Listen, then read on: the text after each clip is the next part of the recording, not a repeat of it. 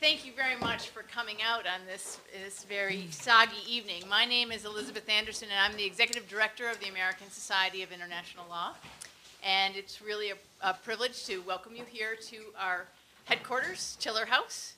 And this is the second of our summer associate briefings, really aimed at reaching those who are summering at our partner law firms and also in U.S. government agencies here this summer. We in the Society have a great wealth in our members, the experts who make up the membership of the Society, and we take advantage of that and try to field a panel a couple of times during the summer to give you an introduction to the field, what's happening in international law, what's on the horizon, maybe some tips for mapping your own careers and so on. And I'm really very grateful to our two speakers tonight who really represent all that's great about the Society and the kinds of people who come together under the ASIL banner and join us in our commitment to promoting greater understanding of international law. We'll hear this evening from David Tolbert and from Anne-Marie Slaughter, and I'll introduce them briefly and then ask each of them to speak for a bit and then open it up for your questions. David is currently winding up a fellowship at the U.S. Institute of Peace, where he's been for the last year. Prior to that, he served most recently as UN Assistant Secretary General and Special Advisor to the UN Assistance Mission to the Khmer Rouge trials in Cambodia.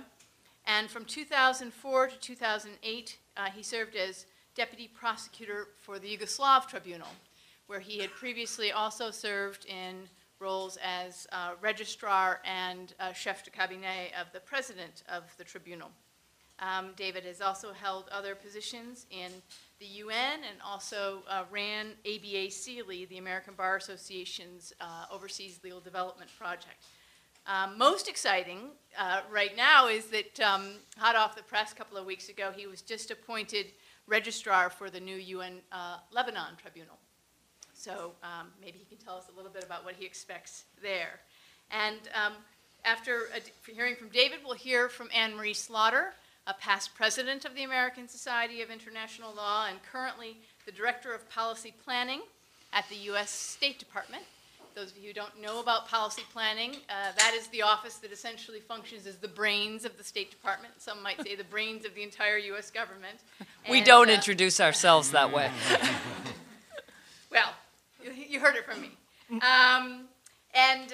Prior to joining the State Department this past winter, Anne-Marie was the Dean of the Woodrow Wilson School at Princeton and previously also taught at Harvard in the law school, at Harvard Kennedy School, and also the University of Chicago Law School.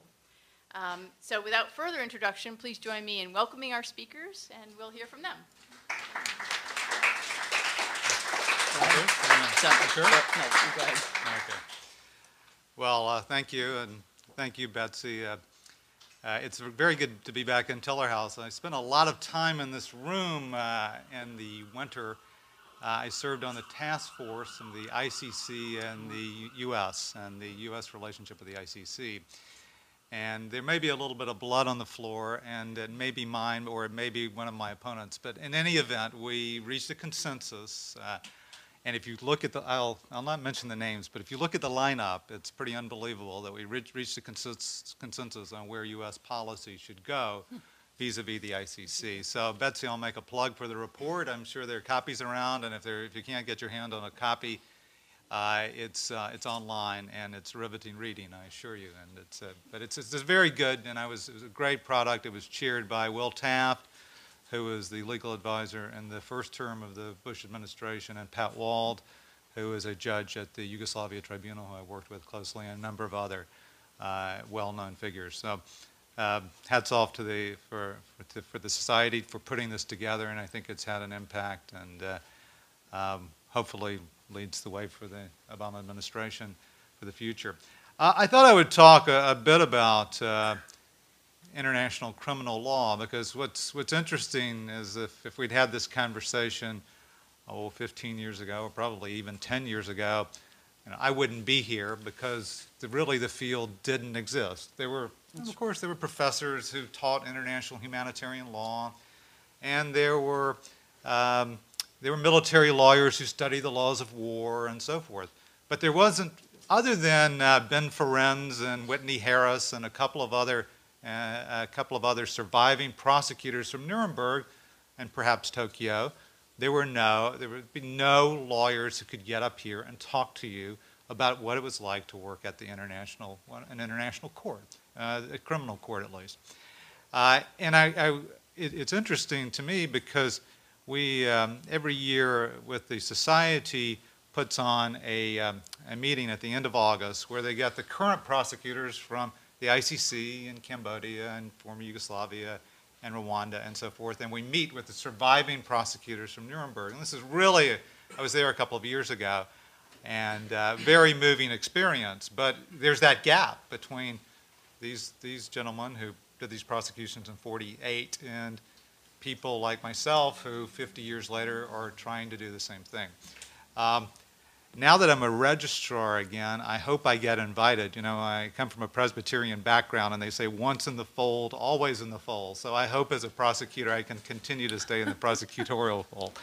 But what we really have is now, after probably 15 years of the ICTY being established in 1993, this whole new profession, I would call it, with lawyers who've tried cases, prosecuted cases, with judges who've sat in and made judgments, and in the former Yugoslavia and the ICTY, you have about, if I'm right, 100 to 110 judgments that have come out of that, or individuals that have been adjudicated, at least at the trial level. A large number in the ICTY, now in Sierra Leone. Charles Taylor's on trial, for example. So this body of law has developed, and this whole new legal profession has developed. And I was going to proudly talk about that today, but I did come across something. There's always a contrarian out there, and I came across this article called "Tribunal Hopping with the Post-Conflict Justice Junkies." So this is not something I endorse, not something that you should read, because I'm sure it's wrong.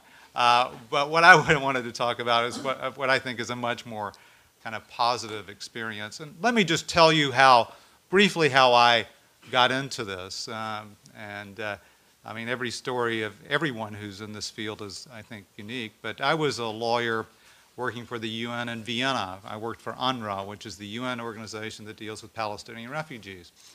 And my apartment was near the Südbahnhof in the southern part of Vienna. And I was there from '93 to '96 during the height of the war in Bosnia. And I could see, almost from my apartment, and certainly when I took a short walk, I could see these refugees streaming in. And I thought, my God, I'm living right around the corner from this terrible, terrible tragedy. Is there anything that I can do about it? And in '95, of course, we had the massacre in Srebrenica, where 8,000 men and boys were systematically murdered over 2 days in July of 1995. A horrible, horrible thing, not just for the world, but also for the UN, because these people were in a UN safe haven. So the UN took a lot of heat for this. And although I wasn't working on it, it was the one time when I was in the UN I felt like resigning. I mean, I don't want to be part of this. But interestingly enough, about in '96, I saw an advertisement for this tribunal, which at that point didn't look like it was going to make a lot of progress. I had a few people in custody.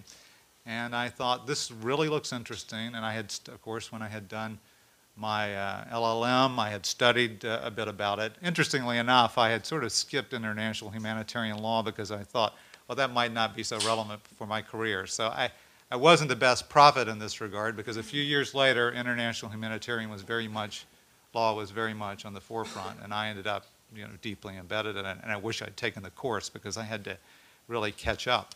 But in any event, I saw this advertisement. They were looking for somebody to work in the registry, which I didn't really know what that was about, but I thought it looked really interesting, working with judges and various issues. And believe it or not, I didn't know anybody, and this is a bit of a unique story in the UN. I got the job. I went in, and I got the job, and that actually happened to me twice. So it's not absolutely impossible to get a job with the United Nations or other international organizations by applying from the outside. It's in some parts of the UN, it's pretty remote chances. I'll give you that. I was going to say, this is the first I've heard of it. Yeah. But I think because the tribunal was so new and they were looking for, and I had the right experience they were looking for, particularly since I knew the UN. And I got there, and there's very little going on because we only had a few people in custody. We had one trial. The Tadic case was starting. And I sort of became the legal counsel for the registry. And the registry probably means nothing really to American lawyers or to anybody else. It's a little bit akin to a greffier in the French system. And essentially in the international system, you have no infrastructure. You don't have a Ministry of Justice or Justice Department that's providing correctional facilities or providing any of the infrastructure that supports a court, management of documents and so forth. So that's what the registry does. So as the registrar, you would be the governor of the prison, the detention unit. You would be in charge of managing the court itself. You'd be responsible, and this is a very important issue in war crimes cases, and even probably more so in the Lebanon context, when Betsy said I would tell you about what I expect, and what do I expect? I expect trouble, because this is a really difficult, politically sensitive tribunal. But witness protection is really essential, because witnesses get killed for testifying, or they get threatened. In Kosovo in particular, when I dealt with this, the level of threat of witnesses was really, really quite bad. If they come and testify, their lives may be at stake. So having a relocation program, which I spent a lot of time negotiating relocation agreements all over Europe so we could relocate witnesses who were really under threat.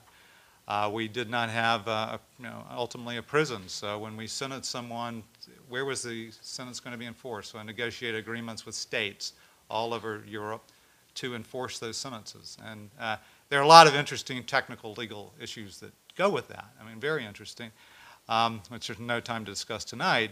But we really were groundbreaking on all those issues.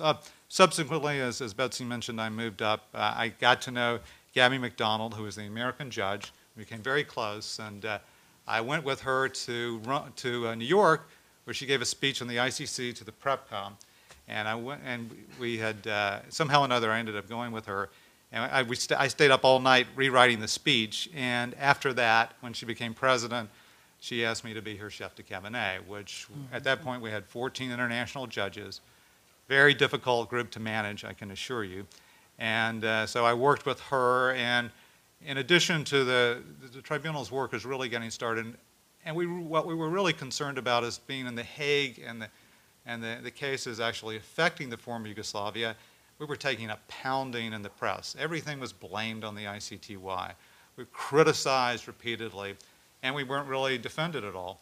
So one of the things I worked very closely with her was the outreach program, where we actually put officers in the field who spoke the languages in places like Belgrade and in Bosnia and in Croatia, and tried to educate the population. And this has been actually done very effectively in Sierra Leone, for example. They are frequently referred to as the gold standard in terms of their outreach. And it's one of the reasons that I'm attracted to go to deal with the Lebanon Tribunal, is that I think you can have a broader impact on the rule of law and these kind of issues as well. Subsequently, I left and I went to work for ABA Sealy, and then after I left ABA Sealy and Betsy took over, well, I was at ABA Sealy and got the call, and I was persuaded to go back because The Hague is such a nice place and the weather is so good. And anyway, I got convinced to go back, and I went back briefly as deputy registrar. And after I'd been there about 6 months, trying to do a bit of a cleanup job, Carlo Del Ponte, who was the prosecutor and who's a well-known figure, and well-known for being a pretty difficult figure, to be honest, gave me a call and asked me to come up, and I went, and she said she just had a big falling out with her deputy chief prosecutor, and sort of offered me, the poison chalice of being the deputy chief prosecutor at the Yugoslavia Tribunal. And so I spent the next 4 years doing that. That's a book in and of itself. I won't go into all the details, but it was really an invigorating experience. I was there. I had been a civil litigator. I'd been a litigator earlier in my career, so I understood some of the issues. But these cases are massive. They take 1 to 2 years to 3 years to try. So you really have, as a deputy prosecutor, it's very much a management challenge. And you have a lot of relationships with governments, for example, the U.S. government providing intelligence information, which is critical to make the links between what we call the crime base, the 8,000 people who were killed in Srebrenica. How do you link those crimes up the chain of command to a Milosevic or to a Karadzic? They're critically important issues dealing with government. So it's very much a diplomatic management kind of job. I got into court a little bit, but most of it was managing. And of course, you have these high-powered trial lawyers who are prosecutors, and you have a strong-minded prosecutor like Carl Del Ponte. You can imagine there were a few fireworks, but we had the office running well. And I was anyway. There's a long story, and I ended up leaving in about 2 years ago, and I was named the special assistant to the Secretary General on the Khmer Rouge trials, which are going on in Cambodia right now. And the first trial is on the Doi case. That's a story for another day, but it is a hybrid court, and that is with national judges and international judges sitting together. And, it's pretty much a mess, and that's why I was called in to try to sort it out. And we were able to sort some of these issues out, basically have a government who wants the credit for these prosecutions, but doesn't have the political will to carry them out for a number of reasons. So it's a very difficult situation. And now I'm going off to the Lebanon Tribunal, which is really quite interesting because it's not a war crimes case. It's a really large murder case or a terrorism case where the Prime Minister of Lebanon, Hariri, was blown up with 22 other people in 2005 in a gigantic, huge bomb. And what's unusual, too, there is that this court was really established through the Security Council, not like the ad hoc tribunals, which were directly created by the Security Council and are part of the United Nations system, but a Security Council-led agreement with Lebanon to establish this court, and really imposed by the Security Council because of political problems in Lebanon. There are other courts which are established under a slightly different basis, like the Sierra Leone court, which is an agreement between Sierra Leone and the United Nations. So that's a little bit of background. Just a couple of words about what I think the future is, and a couple of words, I think you wanted some tips, and I'll see if I can think of a few things there as well. In terms of the future of international criminal law, I think we're undergoing a big change right now because we now have the International Criminal Court. And for your perspective, I guess, is if those of you who are interested, of course, the United States is not a party to the court. So whereas when I was at the ICTY, we had a lot of American prosecutors in particular. To be honest, and this is a problem in the UN, but most of my senior trial attorneys were Americans. And I think the reason for that is there was a lot of early American support for the Yugoslavia Tribunal, but also the skills that they brought in big litigation cases. They tried big cases. They understood it was basically a common law type of system, an adversarial system, as opposed to a civil law system. And we just found, fortunately or unfortunately, that a lot of Americans rose to the top, and we had a lot of Americans as senior trial attorneys. And of course, the U.S., at that point at least, contributed about 25% of the budget of the UN. So it wasn't a problem hiring Americans. With the ICC, it's a big problem because the U.S. is not a member. There have been some Americans working there, but they're a handful. Christine Chung, who was a senior trial attorney, is well known. She's left, and there's some others, but for U.S. lawyers, the door for the ICC is much narrower than for the Yugoslavia Tribunal, or really for the Rwanda Tribunal. But with the closure of the ad hoc tribunals and the ICC, really you're talking about ICC and domestic prosecution. So the field for international lawyers, their interest in this field is narrower.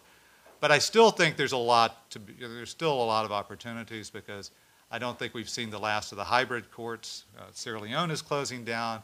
Cambodia will limp along. But there's a lot of conversation about perhaps hybrid courts in Kenya as a result of the dispute after the election. talking Uganda, et cetera. So I think that there will continue to be a need for internationals to work in this area. In terms of your working there, I just have a couple of things to say, and that is, you have to remember in the UN system, and most of these are UN organizations or UN-related organizations, they expect experience. So having experience in your domestic system is really important. If I'm looking at a prosecutor, I want somebody who's been in court. I want somebody who's tried a case. And what's interesting about this, and you even see the tension in the ICC statute, you have international humanitarian lawyers who have primarily been academics and not practitioners, and you have practitioners who've been trying other kind of crimes, murders and so forth. And even in the ICC statute, you see you have two lists of judges, one who've tried criminal cases, and you have list B, which is those who have international humanitarian law background as a kind of academic pursuit. So what's happening is you're trying to marry the two. So if I had anything to say to you, is that I would get some academic, in your law school training, or if you do an LLM, I think it's very useful. You know something about the law. But, as a deputy chief prosecutor, I wouldn't be very interested in you unless you had some practical experience, and the UN requires practical experience. Now, the way to, if you want to be a prosecutor, the way is to, of course, the usual DA route and so forth. Doing internships at these courts is really valuable. And frankly, some of the best interns end up coming back and working on trial teams, and they get experience that way.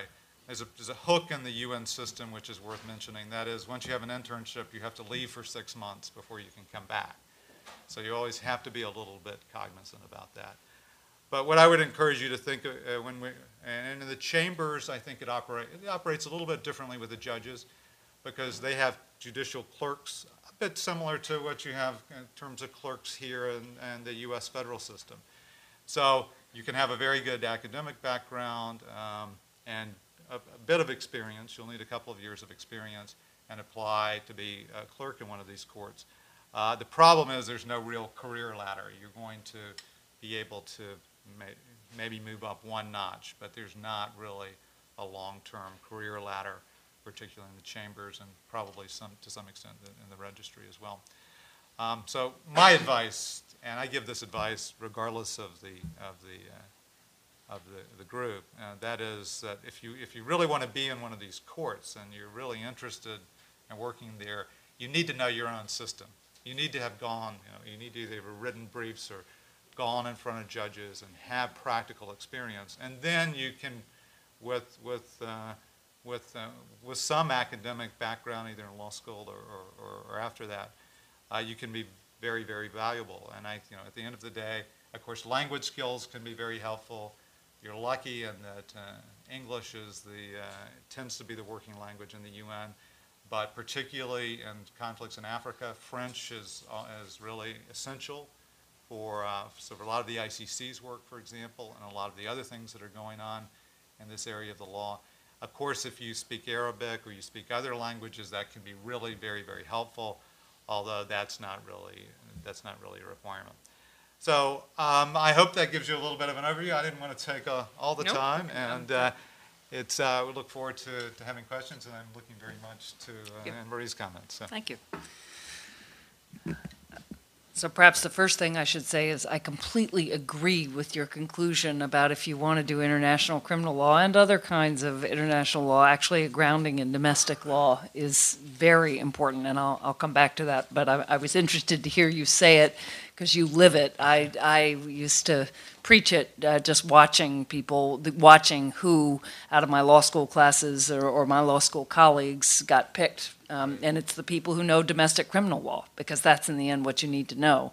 Evidence, of all the courses I did not think was relevant for an international lawyer in law school. If you wanted to be working for an international tribunal, very relevant. But let me give you an overview of how I got to where I am, which is a very different path. But let me start by saying when I was a little younger than you all are, when I came out of college, I was frighteningly directed. I had mapped out my entire career. I think I'd mapped it out from about 10 years old on. My college roommate still says she was terrified by, I'd figured out every step, and I knew I wanted to do foreign policy.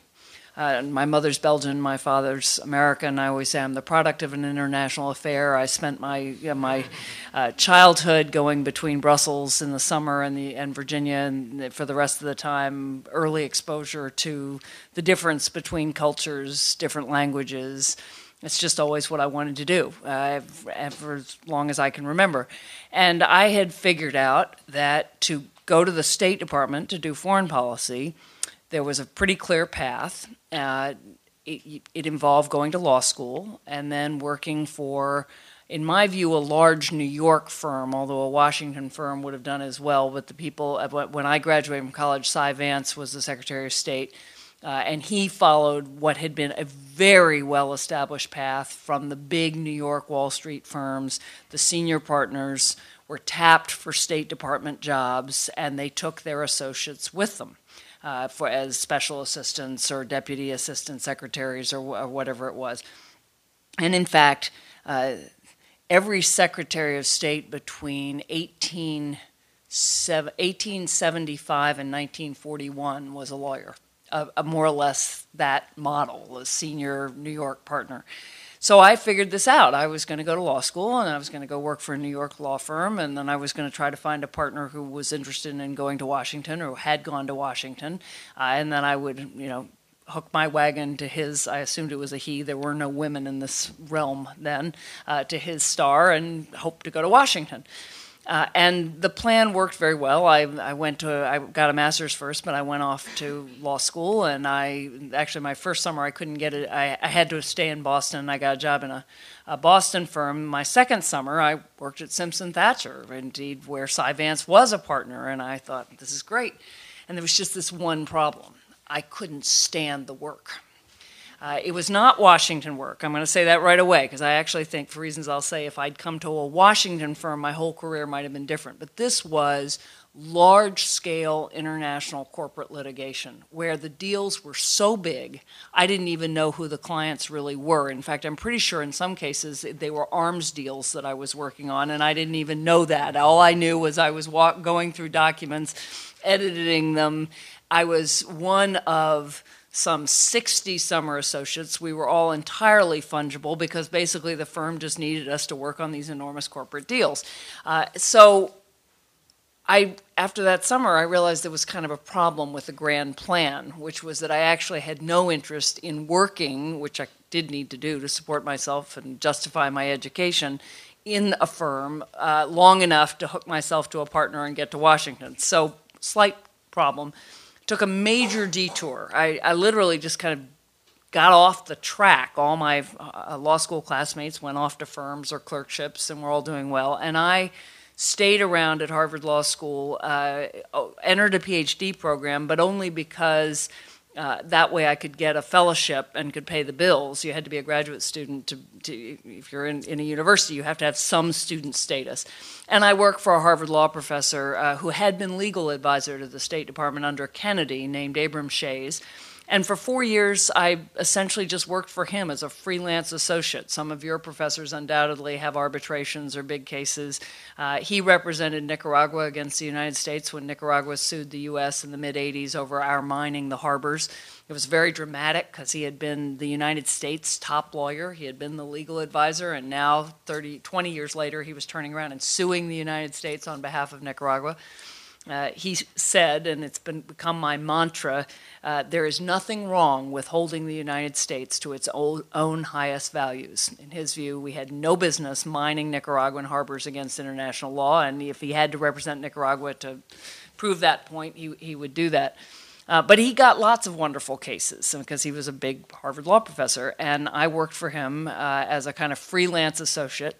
In the meantime, my law school professors seemed to think that I was having great difficulty getting through law school because I'd entered in 1982, and in 1988 I was still hanging around the halls, and I really had absolutely no idea what I was going to do with my life. It never occurred to me to be an academic, ever, ever, ever. I did not go to law school with the idea of being an academic. I didn't clerk. I wasn't on law review. My grades were not all that distinguished. Indeed, later when I came back to teach at Harvard Law School, the dean was the corporate law professor who'd given me a C in corporations because I got to the exam and had no idea what a reverse triangular merger was. So, but at the end of this sort of period of a couple of years, my mentor, this professor, said, well, you should think about teaching. I said, yeah, I should have thought about teaching when I started law school. And my record really wasn't what a normal law teachers look like, but I went on the teaching market and landed at the University of Chicago through a series of minor miracles and found myself very happily teaching law, and at that point really thought, okay, that's what I'm going to do. I'm going to teach law. I love teaching law. It was great fun. I taught civil procedure and international litigation and international law and international relations because I had gotten a PhD along the way. And I taught law happily. And then in 2002, I got a call asking if I wanted to be considered to be the dean of the Woodrow Wilson School at Princeton, where I'd been as an undergrad, and I said, I don't think so. I mean, we were very happily ensconced in Cambridge, and I was a law professor. I didn't do public policy.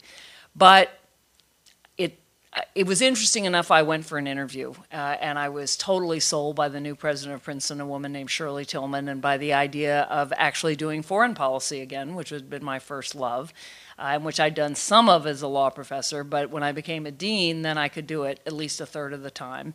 And I spent a lot of time writing about issues like the International Criminal Court and global governance and national security and all sorts of issues.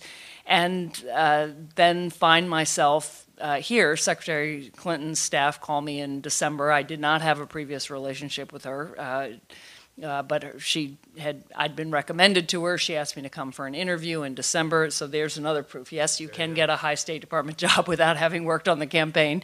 And she then offered me the job, and within 2 weeks, my life went from being a dean living half a mile from my home and my children to commuting to Washington every Monday morning on the 5:30 Trenton train. There are better ways to start the week, I assure you. And then working here all week and going back every Friday. And ironically, I'm exactly where I would have loved to be when I graduated. The idea that I would be director of policy planning would have just been a complete dream. And it is a dream job, but I got here by a completely different route than I expected. So I start with that all that wonderful direction served me not at all. What served me was doing things that I really was passionate about and not doing things I really hated.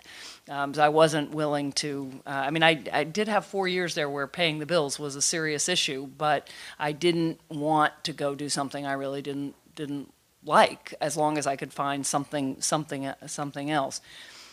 Now, I tell you that story, and you're thinking, well, we're all sitting here clerking in law firms, and we're not all going to drop out and go teach. The teaching market's incredibly hard, and I was lucky, and it's gotten a lot harder since. But there's I think, a different route, and I do think that had I come to Washington, which I couldn't for a variety of personal reasons, had I been able to work for a Washington firm that did government work or represented foreign sovereign governments, which is what I did actually from a law professor, that did international arbitration, that had an international criminal practice, that had an international environmental practice or a trade practice, all areas of law that when I came out of law school were barely developed. There was kind of international corporate practice. You could go do big deals, but there was no specialties in areas like in the environment or trade, or certainly not criminal or regulatory practice or arbitration. I mean, there was arbitration, but not nearly to the extent there is now. I think if I'd come and been able to engage in that kind of practice, or if I'd started in the government, my career path would have been very different. I think I would have found that practice rewarding enough, and I speak from some experience because I've done a lot of consulting over the years with Washington law firms, and I've done a lot of arbitration, and that practice is interesting enough that I think I would have been very happy working for any number of Washington firms, and then would have tried to go in and out of government from that position, which is still quite possible to do. It's not the old model. It's more the model of getting into government at a lower level, is whatever level you can enter, in my view, because once you're in government, you can climb up pretty quickly, but more importantly, you make the contacts that then if you move back out to a firm, you'll have a chance to go back in later or start in government. And get yourself established and then go out to a firm or stay. I mean, there are lots of lawyers in the State Department who've been in the legal advisor's office for a long time. So I would reinforce what David said, that what has really changed is the growth of international law and the differentiation into lots of different specialties that you can choose. Some of them, like trade, can be sort of a hard slog. On the other hand, there's guaranteed work, and you have a chance to get to the point where you can litigate before international tribunals. Some of the areas, again, like international environmental law, I think are just, for people interested in the environment, quite fascinating. So there are lots of ways now, I think, to have an international law career and to get in and out of government or to stay in government. And government right now is a growth industry. The State Department is hoping to double the size of the Foreign Service over the next couple of, this administration and maybe the next administration, if this administration is still in power. I think more generally, we're swinging back to bigger government, not the kind of government we had in the 1960s or 70s, but people have recognized that outsourcing everything, gutting the government itself, is not working. It's not working economically. It's not working publicly. So there really are more opportunities in government, and if you're here and have a chance to work for a firm and move into government quickly or apply for government jobs, I think there are more opportunities there than there have been at other times, notwithstanding the recession. The other thing, though, I wanted to say, and then I think we should open it up to questions, is so suppose you're like me, and law is really just a way to get to policy. I do love the craft of law. I love writing opinions. There is a craft to researching a case and writing an opinion that I truly love, but I don't love it quite as much as I do writing articles about foreign policy or right now trying to make foreign policy. That just happens to be my true passion. So how do you make that jump? Well, here, unfortunately, it's harder than it used to be, because it used to be that lawyers were the great generalists, and policy needed generalists. They needed smart people who could analyze anything quickly. Over the last 25 years, while international law has become richer and more differentiated, you've also seen the enormous rise of think tanks, which means you as a lawyer are now competing, if you're in foreign policy, you all are in international law, you're now competing with somebody who probably has a PhD and spends his or her time writing articles on that same subject that you would like to get a job in. And that is much tougher than it used to be, because that did not exist. PhDs went into the academy. They didn't have, they didn't get to sit in Washington think tanks and do this.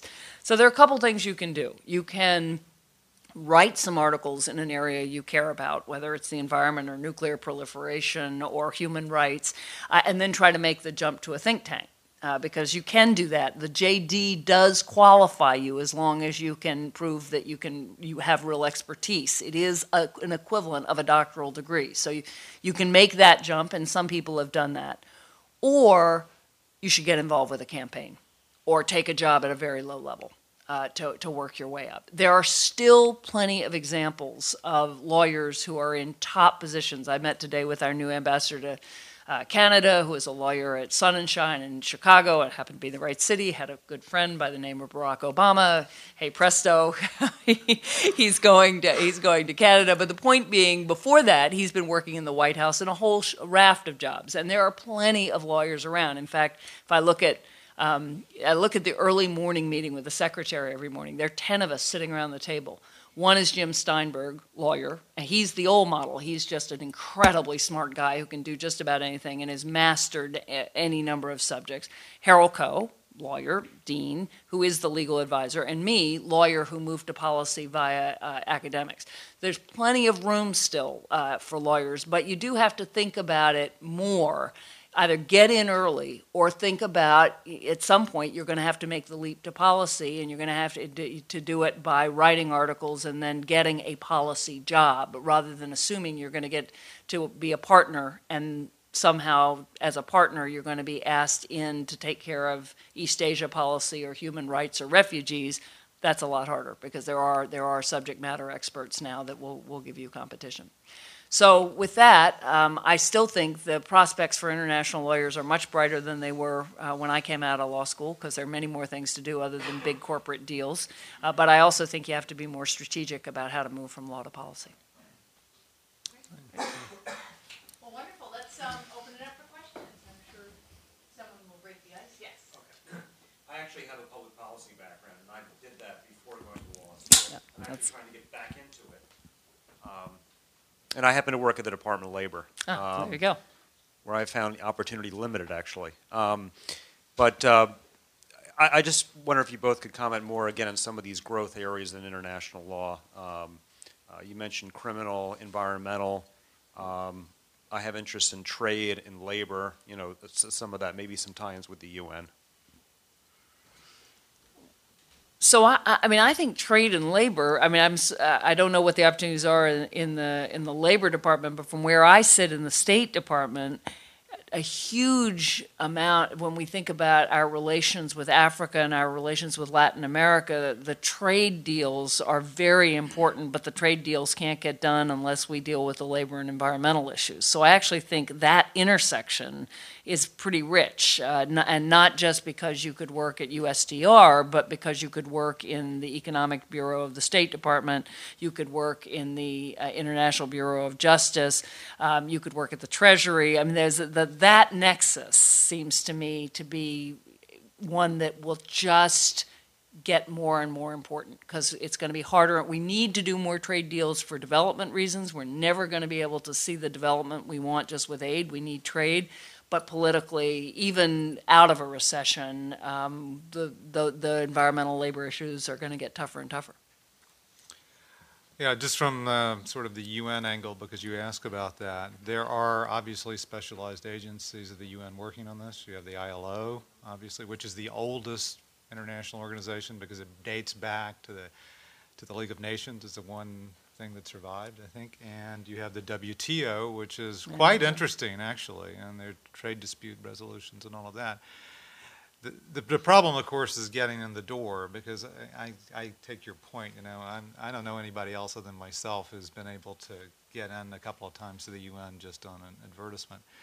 I think you have to develop some strategies and make some contacts with the organization itself. If you can, you know, publishing an article is really helpful. If you can go on many of you are probably not at the age where you could do an internship, but the UN has a lot of internship programs where you're at that. I understand, I can't do one either, but that can be very helpful.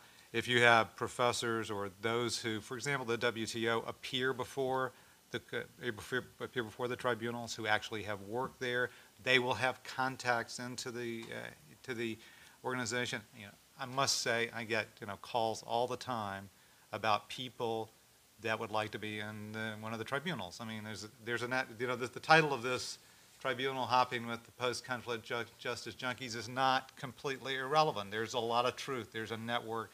I see the same people in Cambodia as I do in Sierra Leone. There's a circulation. And so if you can tie into someone, particularly at a kind of senior level, that can be really very, very helpful. So, I mean, I think you have to map out your contacts in getting into the UN. Do some research, identify what interests you. I think the WTO, I won't ask for the camera to be cut off. I think I can get away with this. I think the WTO is probably really very interesting. The ILO, Not so much. Yeah, not so much. Yeah. I would underline that. Just from what my general knowledge of the situation. My secondary question was to get to be a person who gets asked to do things rather than has to keep pounding down the pavement. the situations you described.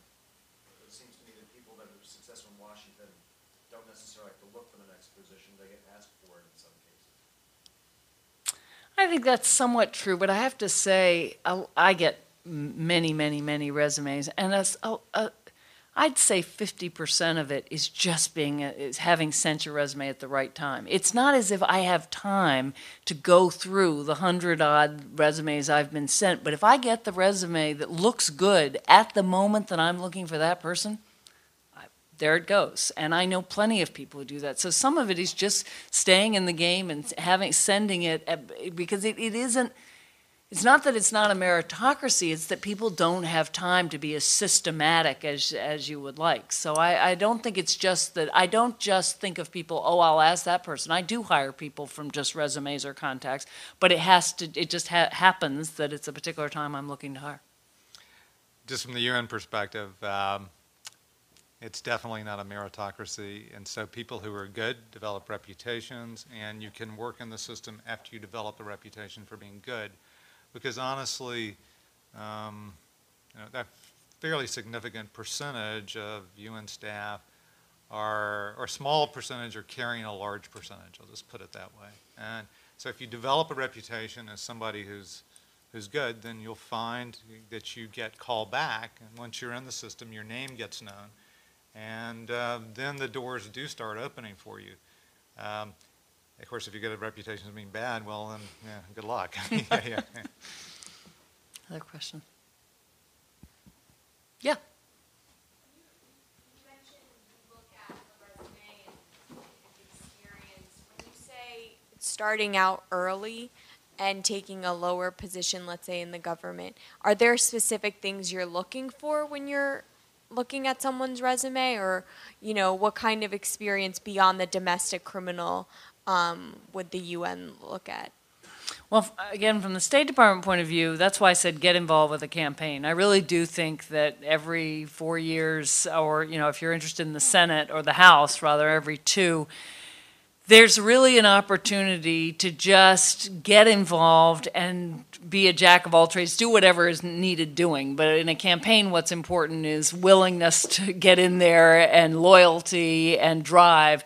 And a lot of the lower positions in my office, the special assistants, the entry-level positions, we have filled with kids who are terrific, but they came to us via the campaign. And that's true in lots of different places in the State Department, and I'm sure that's true in other places. So that's where they're starting out in a lower position than they probably could have gotten if the resume had been sent and I had chose the person, but they are in. And then David's right. Anywhere, if you're good, somebody will notice that and want you to go with them.